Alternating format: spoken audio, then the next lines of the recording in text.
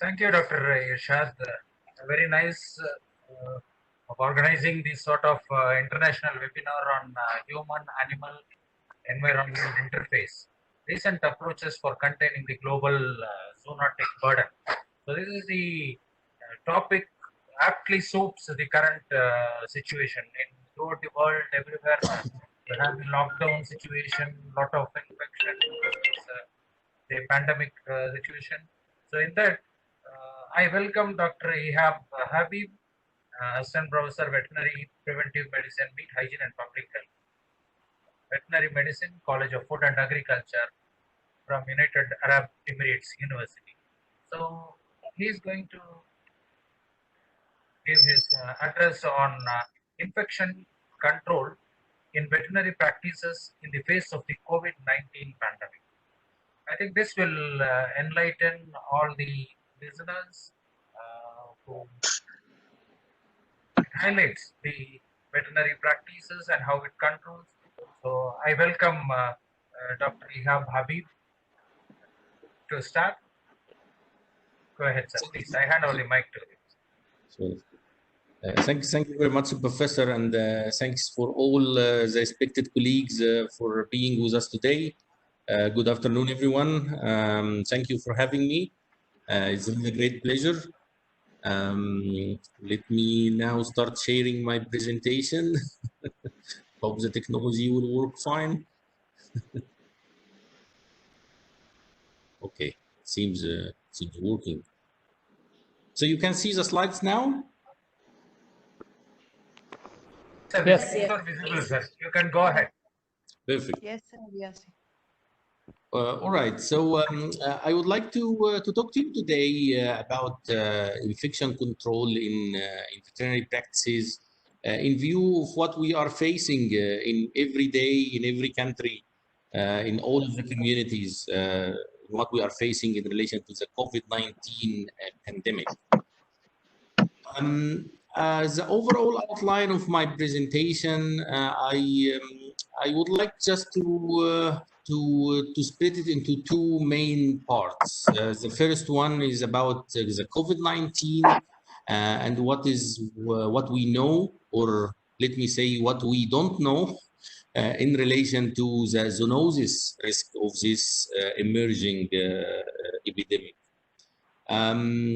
And the second part is how this epidemic, how the COVID-19 and its potential zoonotic risk is impacting our profession in our day-to-day work in our veterinary practices.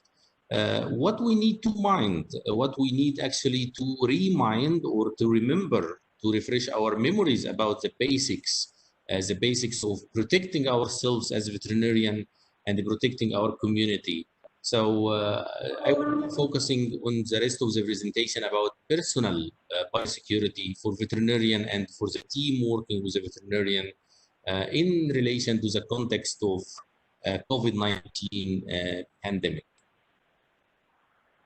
Let me start first with just summarizing what we need to know. Actually, we don't know still a lot of stuff. We don't know the exact source of the current outbreak of COVID-19.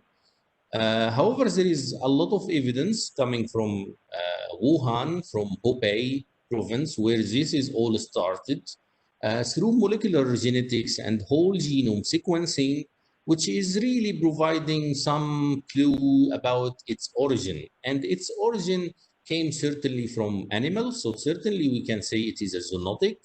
And it is most likely to be from a bat. However, the exact source is still something that we are searching for.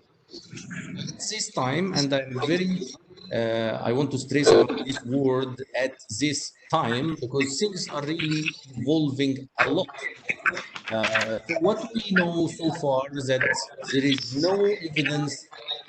There is a lot of echo, guys. So if some can close their mics, that would be great, just to avoid a lot of the echo going on in the background.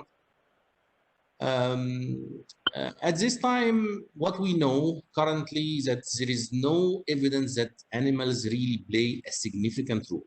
yes, there is some evidence that that the disease, the COVID-19, could be infecting some animal species, could be spreading even from human to animal. However, the overall risk of animal as becoming the main spreader for COVID-19 to human is considered relatively low. But let me say that is at the time being, at what we know currently. We are still learning. It is something evolving, and we're still learning about this virus. You probably see the ironic situation which we having every day of conflicting evidence from the World Health Organization, and one idea is conflicting the other. But yes, we are still learning about this virus, but it is overall appears that it can spread from people to animal in some situation. What are these situations? The main situation that we have, or the first situation, was actually a case of reverse zoonosis. We all know about zoonosis, which are diseases transmitted from animals to human naturally. Uh, but there is something also growing up, which is called growing zoonosis, which are diseases which are passing in the wrong direction, mainly moving from human to animal. There is now a clear evidence that COVID-19 could be considered as one of those reverse zoonoses, where there is a risk of people spreading the virus that cause COVID-19 actually to the animal. So it is people might be infecting animal. That was through the very first case that was reported in any animal in the United States. And that was a case of a positive COVID-19 case that was reported in a tiger that was tested at the New York Zoo. And apparently this tiger was in close contact with someone who is actually got infected with COVID-19 and then passed the virus to the tiger itself. There is also some research, lab-based and also epidemiological evidence that some animals can be infected.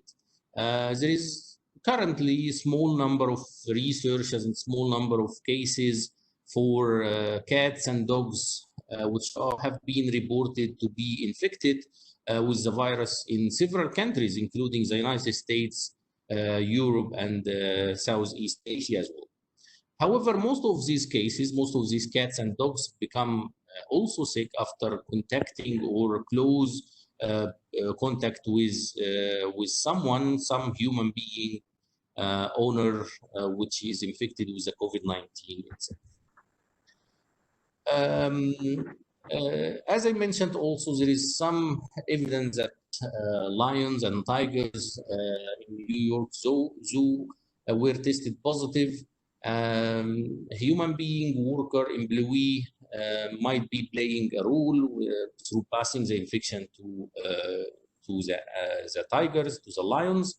However, the good news that all these large cats are now fully recovered, none of them dead. And probably you are following in the past few weeks quite an interesting and very serious case that was actually happening in the Netherlands, in Europe, where they have such lovely kind of ferrets, which is called mink, and they are raising them in farm setting for having such lovely, expensive, and prestigious coats from the fur of this animal. And actually, that was quite a serious incident where they found that the mink showed respiratory and also gastrointestinal sign, and that was in a number of farms. And the farm actually also experienced some mortalities among the animals. They found also some like evidence that also people working on the farms also get infected. with or have been carrying the virus and showing up the symptoms. So there is still also the same conclusion that this may be still a reverse zoonosis, maybe passing from human to mink, but apparently the minks and the ferrets as well. There is a number of studies in China also showing ferrets and cats and mink are also quite susceptible to be infected with COVID-19 through nasal challenge.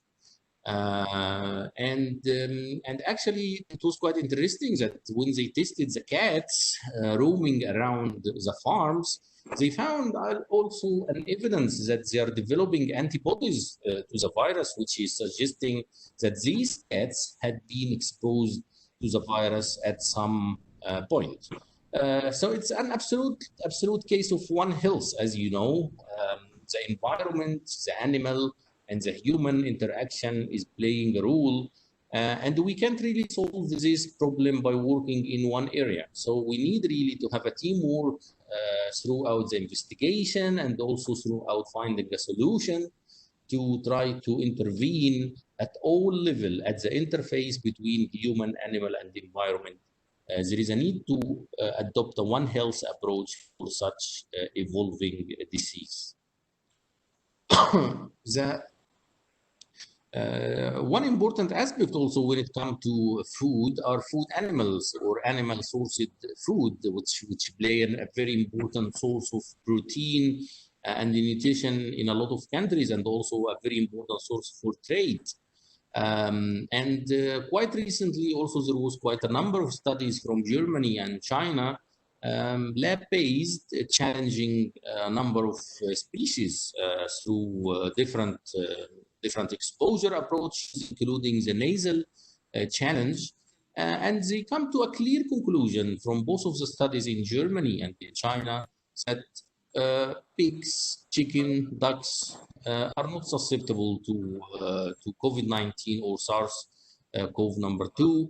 And this is really good news for a lot of the consumers everywhere. Chicken, eggs, pork, and ducks are quite safe to eat. So when this is in brief what we know and also what we don't know.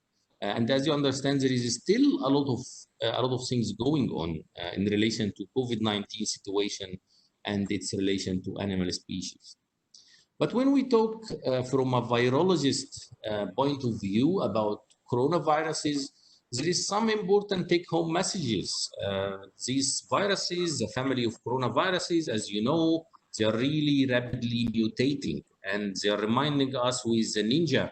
I know the Ninja Turtles, they are also have been mutating a lot, and everyone has its own skill to become quite a good fighter, and probably also a lot of mutation might be also adding some features to the coronaviruses for some of them to be more virulent than others, and also it's quite challenging from a point of control and vaccine development on the long term.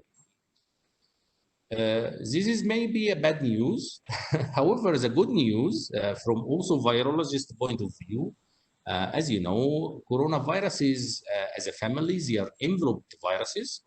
And as we studied in virology, enveloped viruses are not really very tough to withstand or to survive against hand washing and also against common sanitizers like chlorine and ethanol. So they are actually get really deactivated quite well because they are an enveloped viruses. It's very important also when we talk about coronaviruses, not really to stir extra fear or uncertainty among people, because for us as veterinarian, we know that we deal with a lot of animal coronaviruses, like in poultry, the infectious bronchitis, the coronavirus. In cats, there is a coronavirus, the feline enteric coronaviruses. So there is a lot of animal coronaviruses, but many of them are not really going to infect humans. And despite that, we don't know a lot of stuff. Despite that, there is a lot of uncertainty about the exact source of the new COVID-19 outbreak. We know that overall, bats are really a very important reservoir for coronaviruses from MERS, from something also that we experience here in the Middle East, respiratory coronavirus. Bats play an important role in this epidemics of coronaviruses. In our veterinary clinics, we can't really shut down. We are a very essential services in a lot of countries. Like in countries, hospitals and police station and a lot of other vital services cannot really stop. Also, our profession, our clinics, our hospitals, our veterinary profession need to go on, and we can't really shut down. We are providing essential services, which is adding to animal welfare, animal productivity, and food security in general. And certainly also in our profession, we are meeting not only the animals, but also we are meeting the owners of those animal. And we don't work alone. We work in a team with staff, and we also part of the bigger community.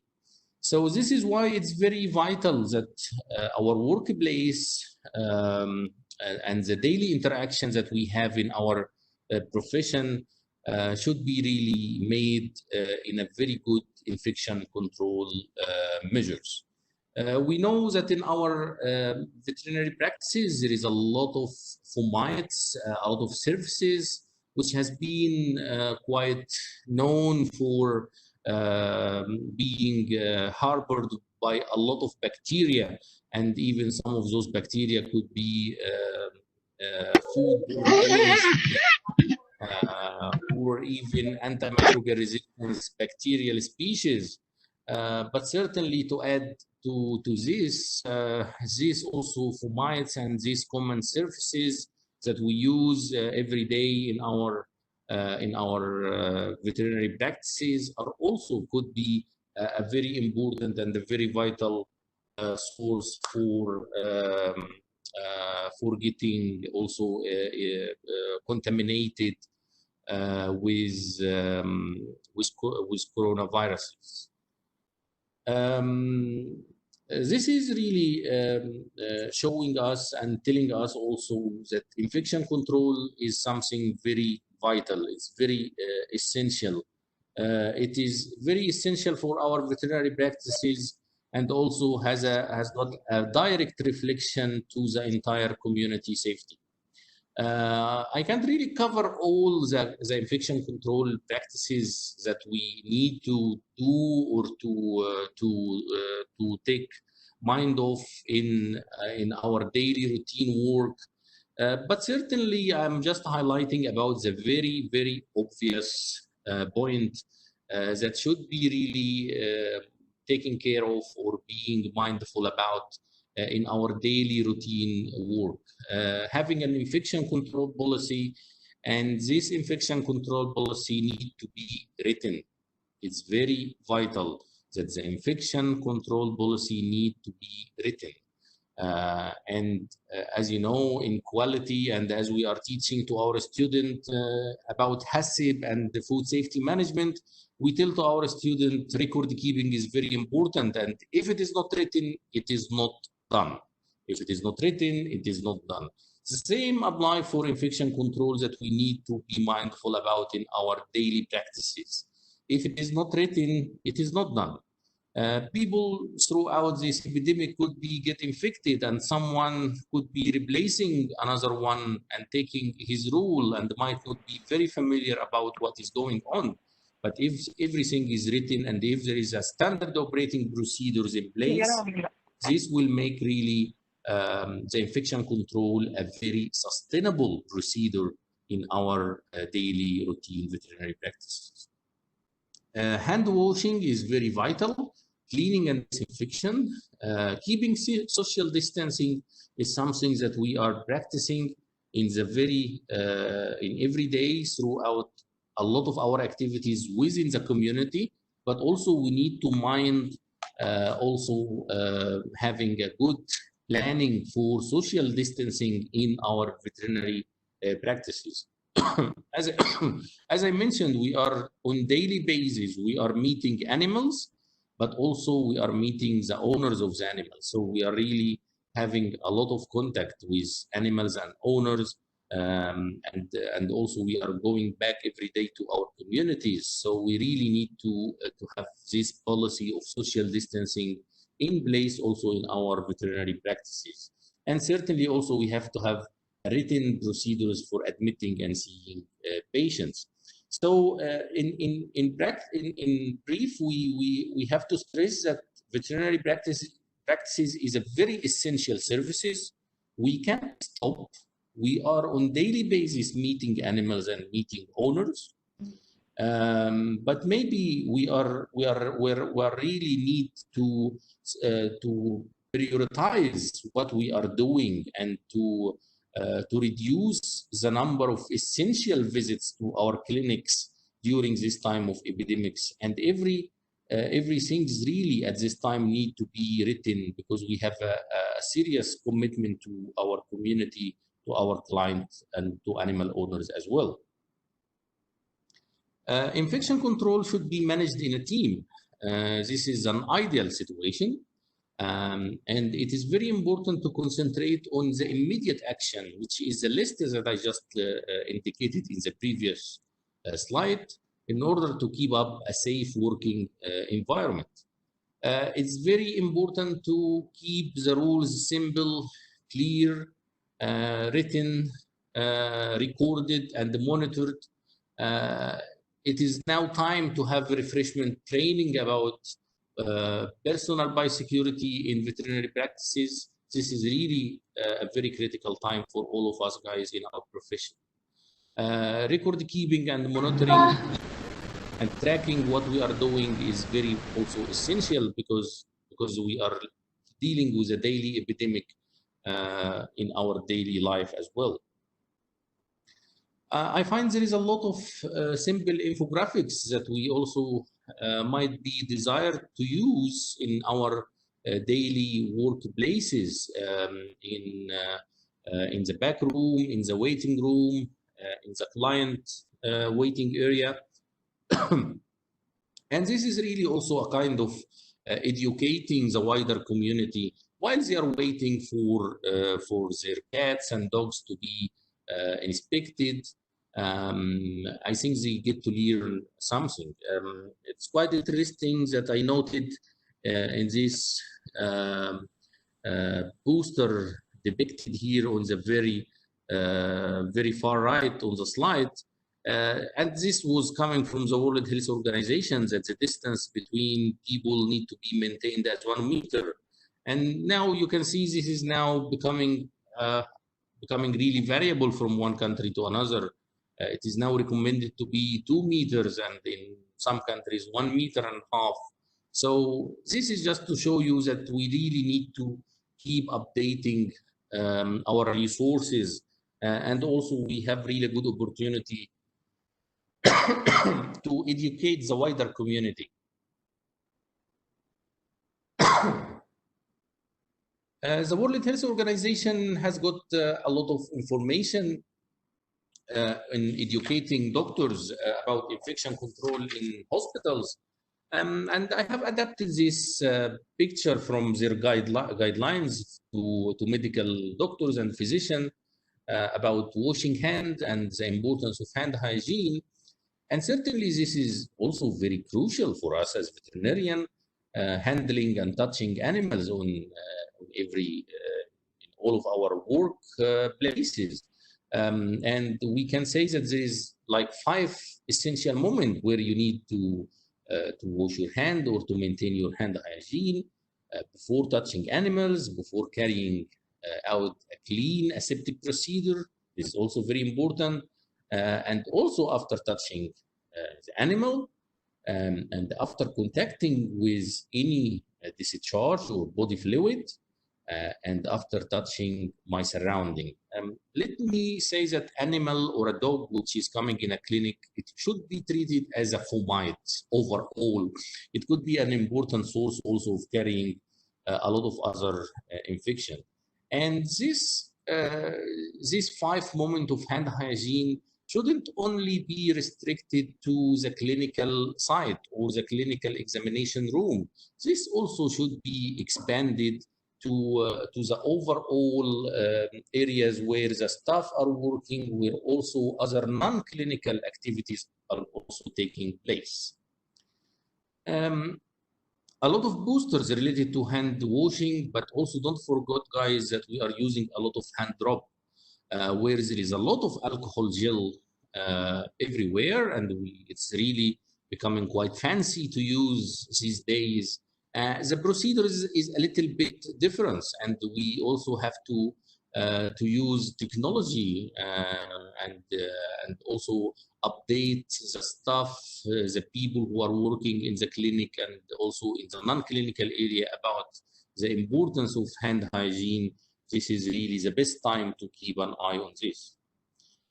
I know we are very well connected with our fancy hand watches and those lovely decorative rings and all this fancy stuff, especially ladies. But at this time, at the COVID-19 time in our practices, anything which could be getting in the way of hand hygiene, it need to go. Anything which is getting in the way of hand hygiene, it really need to go. Hands and fingers should be really clean from all of this stuff. Nails should be short and clean, wearing waterproof dressings. Common sense is really the most important thing to keep an eye on. In addition to hand hygiene, wearing gloves is also very important. However, the two important rule in wearing gloves, number one, gloves is not an alternative to our hand. Glove is not an alternative. It is just an additional protection. This is the first rule. And the second rule, gloves need to be changed. It is something disposable. It could be used, but after a while, it is going to be converted as a potential fomite, which could be carrying and passing also pathogen. And this pathogen, don't think about COVID-19 only. There is a lot of bacteria, a lot of antimicrobial resistance organism, a lot of really nasty bugs which could be leading to infection, which could be quite serious and affecting all the stuff. So we need to adopt this practice. Barrier nursing, changing gloves, the two important rules in handling, in working with gloves. Think about it as additional protection, not as an alternative to your hand.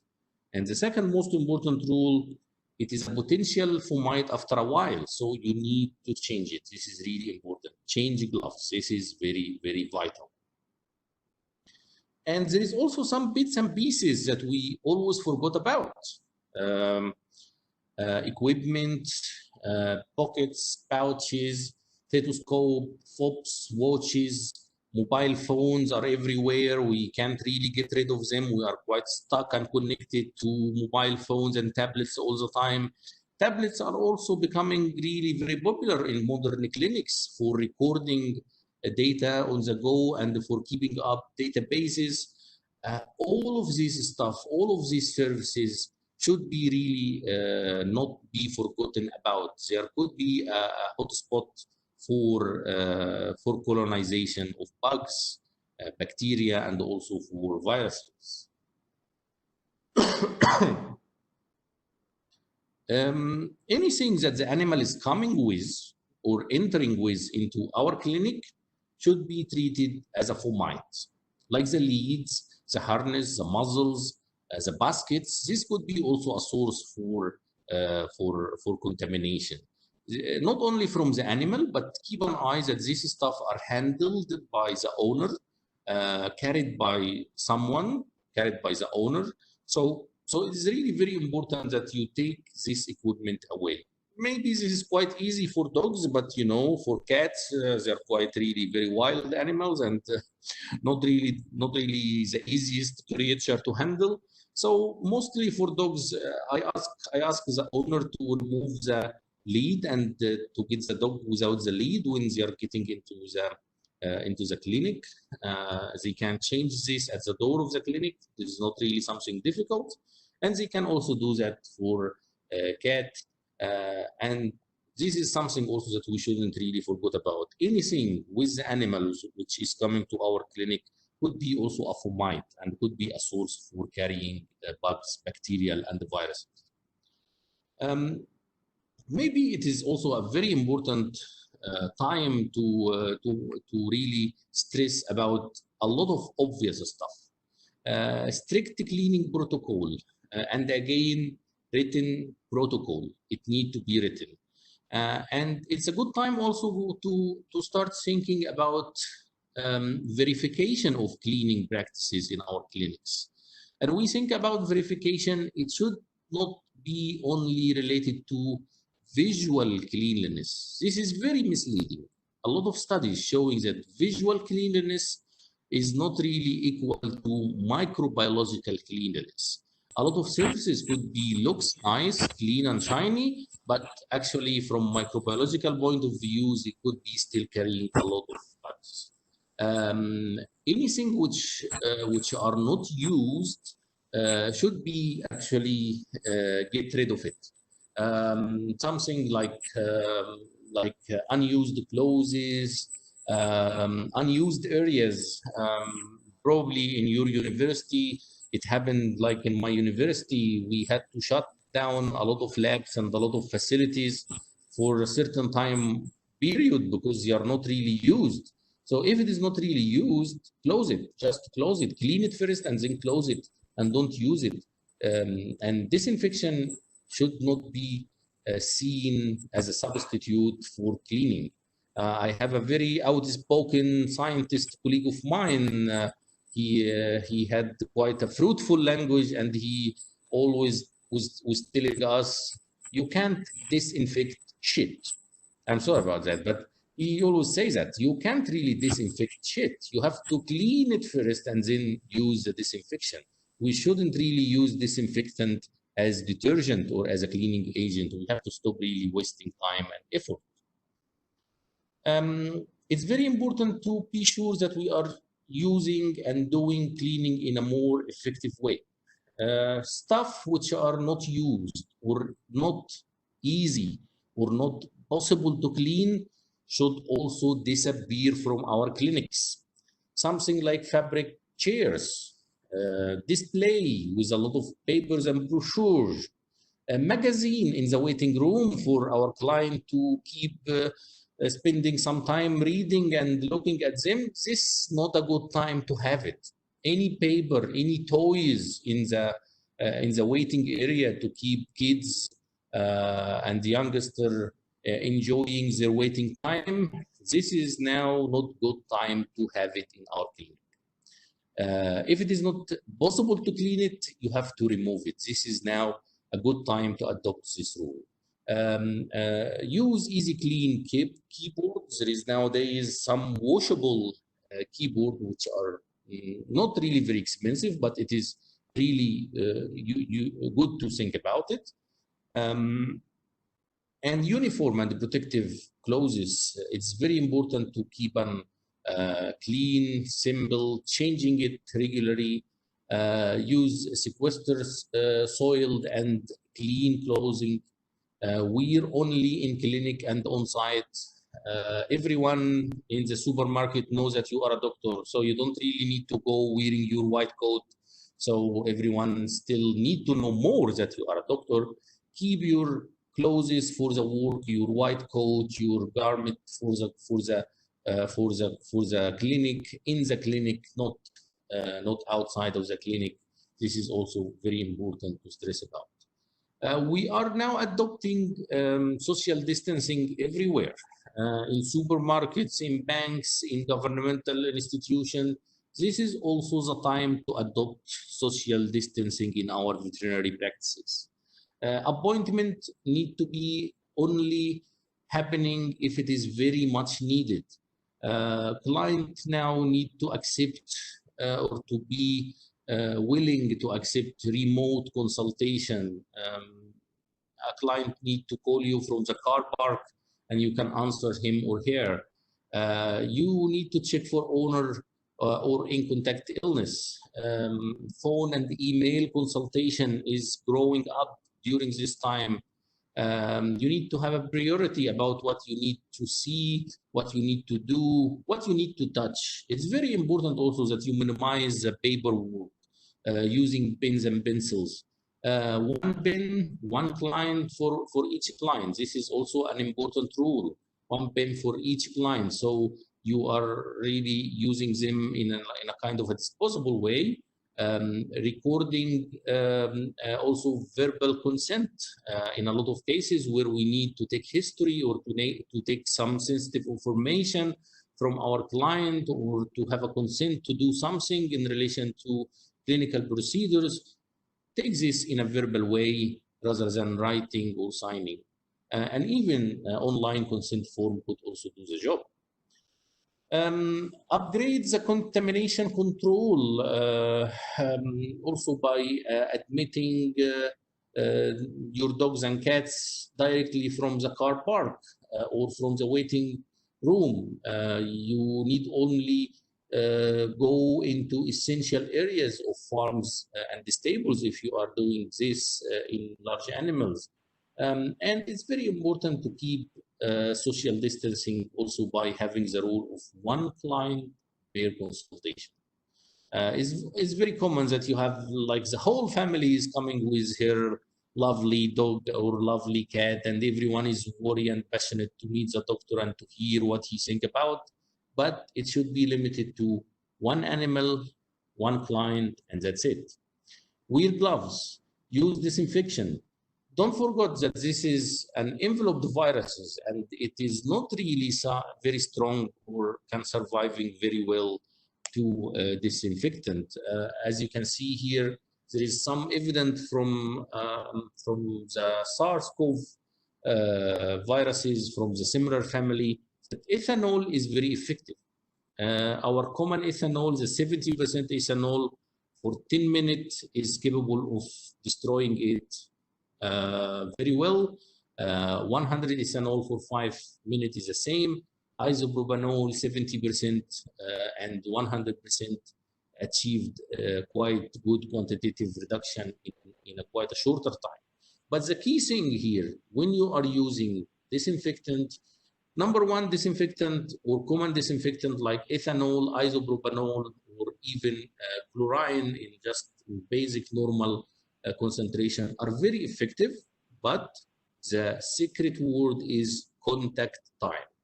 You have to keep good contact time between disinfectant and surfaces, and something like 10 minutes is quite desirable. And there is a lot of scientific evidence to support that disinfectant, normal disinfectant that we are using in our daily routine are really quite effective and working efficiently against this virus, but you have to keep enough contact time depending on the concentration, of course.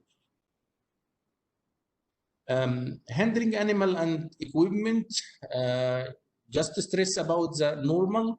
Go back to remind yourself with the basic procedures, gloves, hand washing, consider the proper use of apron, face and eye shield, especially for fluid and splash and aerosol risk. Masks are very essential nowadays. It's also in the staff, essential staff only need to be working in the clinic.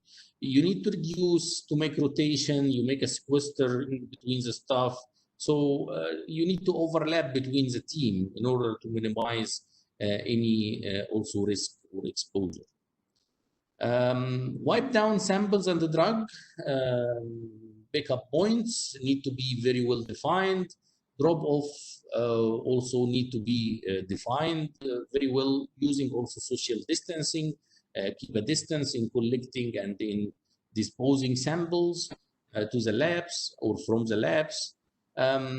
Email or phone discharge and instruction, email prescriptions need to be also kept or promoted much more, and overall use much more PPE during this period. The last thing that also I would like to talk about in relation to our farm visits is to keep a social distancing at least 2 meters, which is like a cow length. Only have client present if it is necessary. Client always curious to be there, but at this time of COVID-19, it is very essential to limit the number of the people around. Wear gloves, change them regularly, don't touch your face, and fully disinfect all of your PPE and equipment at the very end of your visit. This is very essential.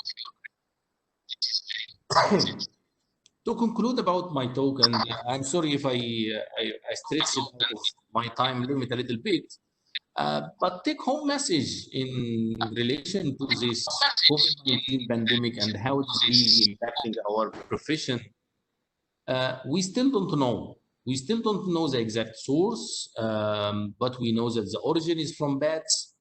A lot of evidence are evolving and changing, and some of what we believe about it today maybe will be something wrong tomorrow. So let me say at this time, there is no evidence that animals play a significant role. They are playing a role, but this is quite a tiny or a small role in the spread of COVID-19. We are still learning about the virus, but it appears that it can spread from people to animal as a reverse zoonosis, and also maybe from animals to people. Veterinary practices are part of the wider communities. It's an essential services, especially in rural areas, for animal welfare, for animal productivity, for food security. We are very essential services, and we can't stop. We need to work and to protect ourselves and to protect our communities. That is why personal biosecurity is something that we really need to remind ourselves about in our daily work practices, every day, every time. Thank you very much for being with me, and this is concluding my talk for this session. Thank you very much. Thank you, Dr. Habib. A very well presentation, very informative, and very nice presentation. Now it is open for questions. Anybody having any questions can please ask.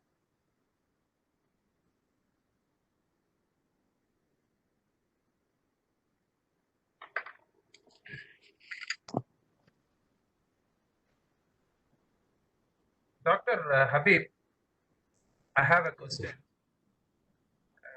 You had a very nice presentation telling about the 5 moments for hand hygiene when we handle the pets and the animals. It's very important, and have given a nice message to take home. That say in present India, we have a lot of things like COVID is transmitted from chicken and from meat and other things you should have seen in a lot of papers and media. But your presentation gives a clear demarcation that COVID-19 is not transmitted through this meat or that is very clear presentation from you. Very nice, sir.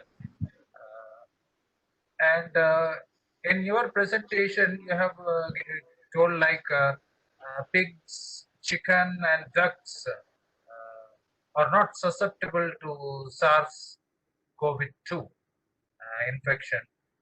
But what about the other animals, sir? Other domestic animals? Well, as you know, sir, that this is based on like scientific research. So we can communicate what has been done. So far there was a number of challenge study in Germany and in China. And most of the studies focused on dogs, cats, ferrets, ducks, chicken, and pigs. We still waiting for the other species. This is hopefully someone still will look for dairy, beef, and camels as well, maybe. But Yes. but certainly this is something that we still learn about every day. So it's a very emerging situation, and we are keeping updated every now and then. So the studies which are concluded about from China and Germany has been just published a few weeks ago. And the last study, which was concluding that the chicken, pigs, and ducks are not susceptible, has been just showing up last month. So we are still in a lot of uncertainties. We still learning a lot about this. Yes. So I'd like to add some more things about the organizers who had done. So now a lot of research is going on this COVID-19 about the vaccine, treatment, and other things. But at the same time, this food safety is also very important, so especially in the pandemic. We talk a lot about the food safety, food security, availability, and access to food. So a lot of things are going on. So this sort of webinar is also very useful. So the organizers have done a very chosen a apt topic, and I appreciate the organizers and congratulate the organizers for organizing such a nice webinar. And any more people to ask questions, please.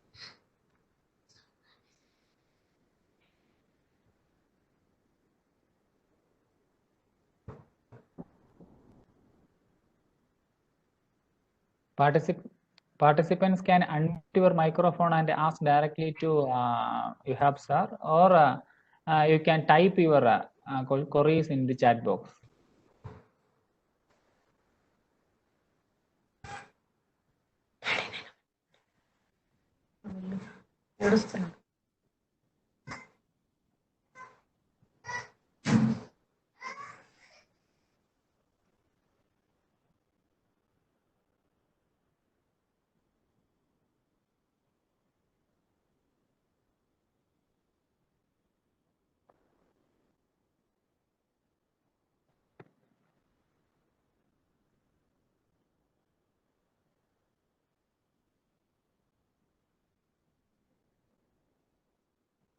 It seems that everything was very clear.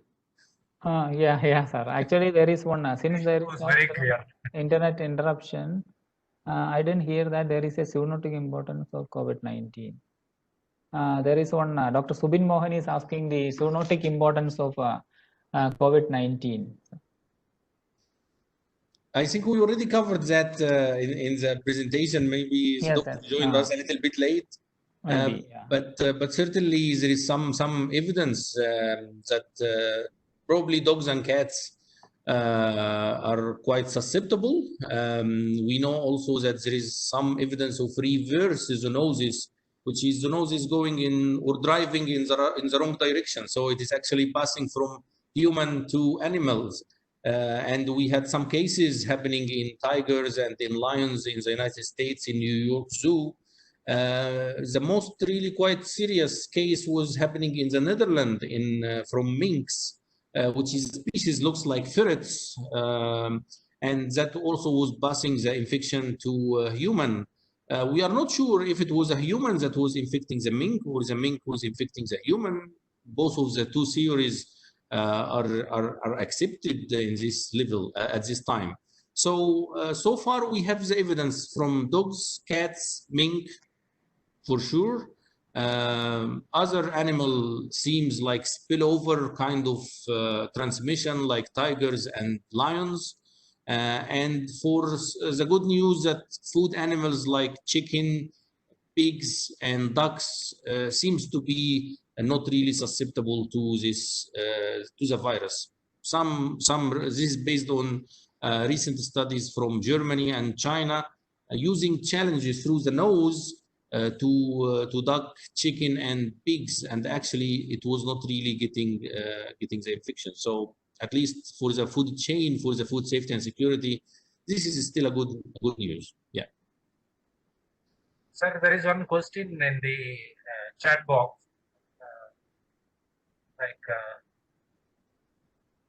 There is a question from Ramya. I think it is from Ramya. Sir, apart from the infection in tiger seen in US, is there any animal associated with corona infection? You mean corona in general or COVID-19? She has asked about only general. Well, corona, there is alpha, beta, and gamma. There is a lot of coronaviruses, and in animals there is a lot of coronaviruses. Some of them are very famous and affecting chicken, like the infectious bronchitis. This is a coronavirus and also affecting the respiratory tract of the chicken, but it doesn't really affect human or causing any zoonotic stuff. Also, there is a number of zoonotic, not non-zoonotic coronaviruses in pigs, in cattle, in a lot of other species. So it's really a very broad, big family of viruses, and they are infecting a lot of animals, but few of them actually are of zoonotic important. And like Middle East respiratory coronavirus, SARS, and also the ones that we have here, the COVID-19 or the COV-2 virus. But there is still a lot of other coronaviruses. They might be having some animal disease, but they are not really zoonotic in nature. Very nice, sir. There were many students from Karnataka, Kerala, and Tamil Nadu. These are all different states from India. So who have told, say, given chat in the chat thing like very informative, very useful, nice presentation. So these are the things which students, these are all postgraduate students from different states of the country, India. And one more PG student from Tamil Nadu, Dr. Abhirami has asked, can you please explain regarding herd immunity as solution for COVID-19? Okay. So unfortunately, herd immunity cannot be a solution for COVID-19. Like what we studied in our epidemiology classes, to have really the concept of herd immunity successful, you have to have a vaccine. Otherwise, if you are really gambling with herd immunity, you might be really hurting the herd. So unfortunately, the herd immunity is a good concept where you are really exposing the non-susceptible population gradually and then building up immunity, and this immunity is kind of reproduced within the population. But given that we don't have really a vaccine at the time being, we can't really depend on herd immunity. Some countries thought about it at the very beginning, like in the United Kingdom, but I think they get back very quickly because they realized that this virus is not the one that we really should think about herd immunity about. So unfortunately, we can't think about herd immunity because we don't have vaccine.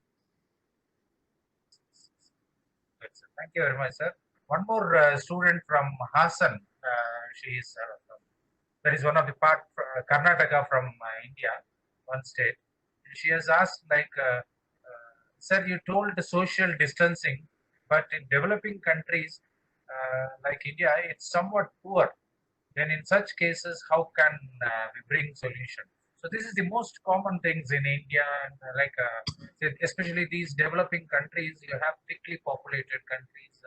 The social distancing becomes a very difficult thing. So people, when they don't have access to food, and when they're not able to get the food, they rush to the markets and grab whatever they want. So during this season, social distancing becomes a very difficult thing.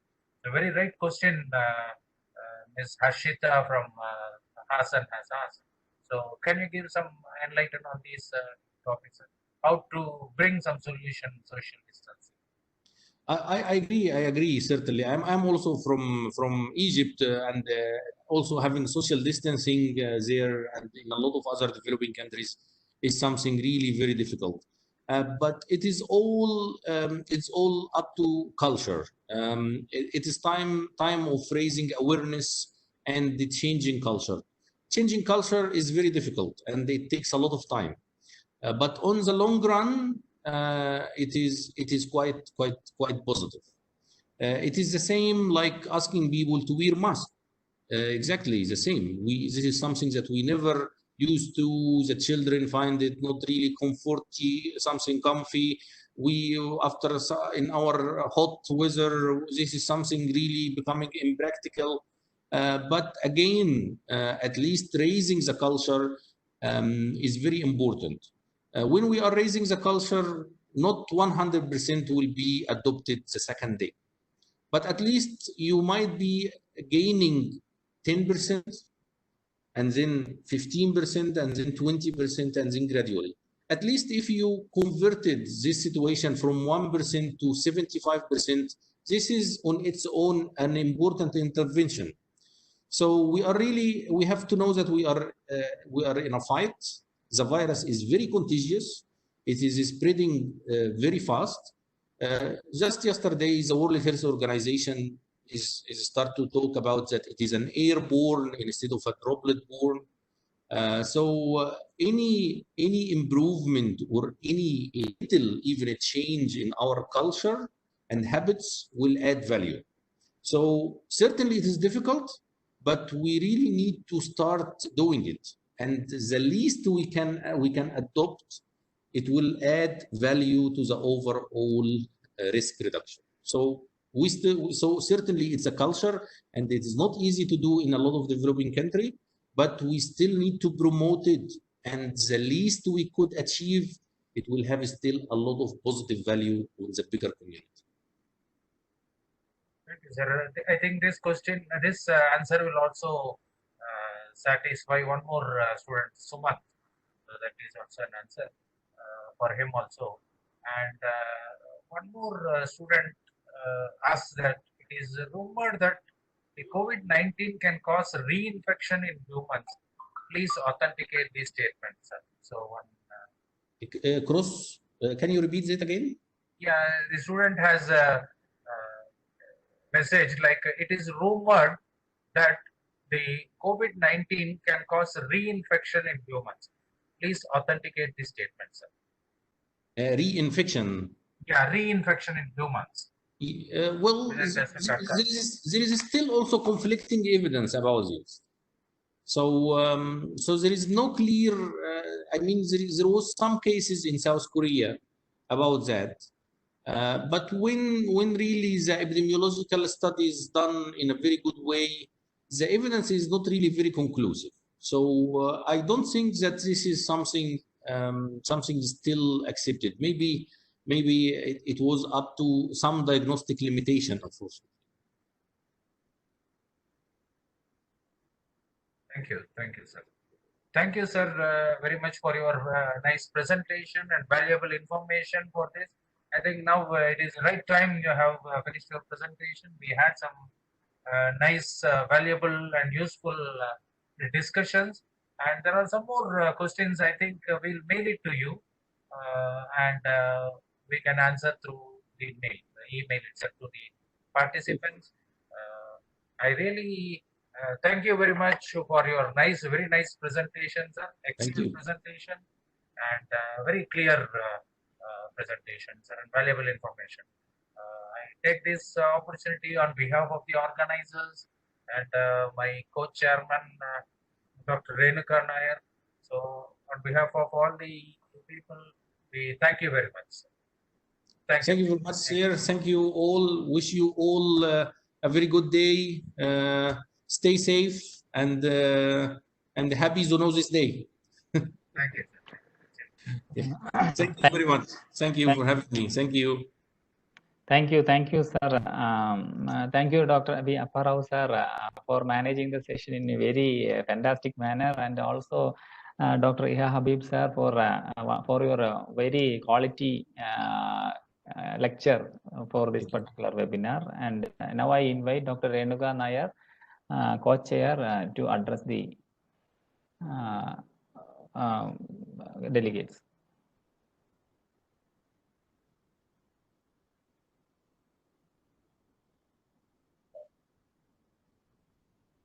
Good afternoon. Respected Dr. Habib, Appa Rao sir, I am Dr. Irshad and all the participants. This was a very interesting session with a lot of information about the different chances that a doctor can get infected or a veterinary practitioner can get infected in a farm as well as in a clinic, and the ways to control this, including the social distancing, the hand sanitization, then the disinfection of the hand touch areas, etc. And I thank Dr. Habib on the behalf of the organizers for giving such a valuable information. And I thank Chairman Appa Rao sir and all Maya madam and Irshad. Thank you all the participants for attending this webinar. Thank you.